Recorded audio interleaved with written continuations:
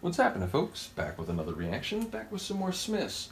And we're going to start going through what seems to be their final studio album, 1987, Strangeways, Here We Come, which is an interesting title. It feels like there's maybe an irony there, like the idea of, really weird and perhaps bad ways of thinking and doing things. Here we come, let's be excited for this ridiculous, with an underlying sort of like, what the hell? So yeah, not sure if it'll have a more specific meaning, but it feels like there's a contempt embedded within that seeming enthusiasm. Nevertheless, I do want to mention, I know people talk about Hatful of Hollow. In the Smiths folder that I've been going through, I don't see that folder. Now, again, big shout out to Han Solo, friend and champion of the channel, who's made all the Smith stuff available.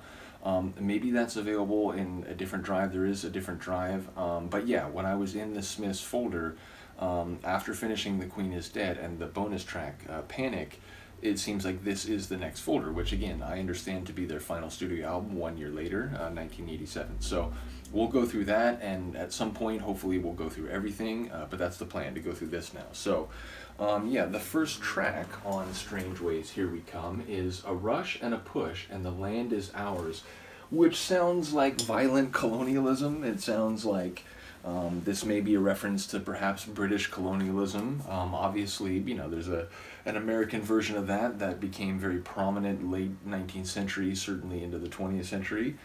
But yeah, I imagine this would be more likely a UK or perhaps better Great Britain reference. But yeah, if it doesn't have to do with the theft of land through a very quick and coordinated push. Now that could be like through the proper military, but that could also be people settling and sort of organizing people who are not technically enlisted to be part of an attempt to take land for a different nation state. So again, it has a very violent colonialism type of feel to it. If it's not that, maybe it relates to something more regional. Again, I know a lot of their songs have to do with Greater Manchester and the different parts of that area. So, if it's not that, and again, actually now I'm remembering, was it an electronic track? I think it was an electronic track, and someone was saying that, because it's something about I learned how to fight. And people were saying, or I think Han Solo specifically was saying that, there's a lot of gangs in the area, so, as you grow up, inevitably, it may be something that you run into, and you kind of have to learn how to look after yourself and, take care of yourself in that immediate physical respect. So maybe it could be about the idea of, turf, maybe not even if in a formal, like, gang sense, just the idea that there's certain places where if you go, it's trouble and, people might come bothering you. So, yeah, I still think the larger colonial possibility seems more likely, but let's find out. This is the Smiths. The tune is A Rush and a Push, and The Land Is Ours, from the 1987 album Strangeways, Here We Come.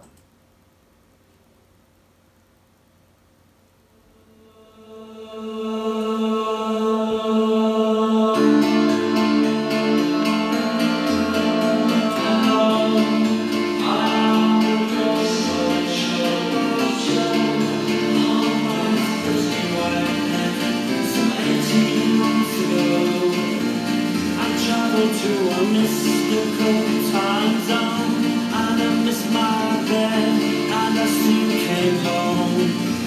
They said there's too much caffeine in your bloodstream, and a lack of real spice in your life. I said, leave me alone, because I'm alright now. Surprised to still be on my own.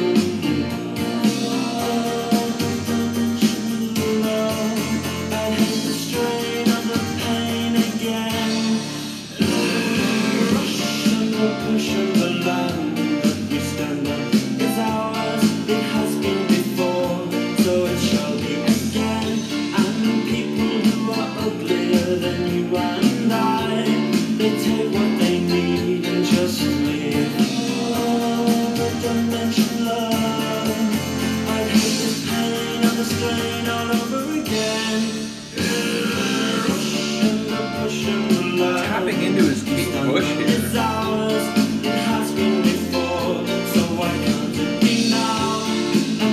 Who are weaker than you take what they want from life. Oh, don't mention love. No, no, don't mention love. Pushing the I love. love the way he We stand up if growls his way into the chorus. gone, but you stood up. Man, you're so phony, phony. So phony, phony, phony.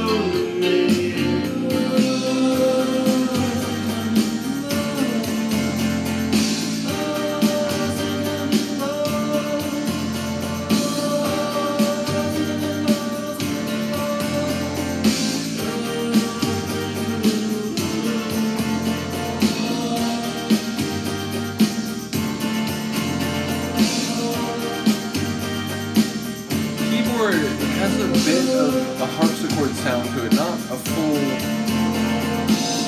the plucked twang, but it doesn't sound like a straightaway piano either.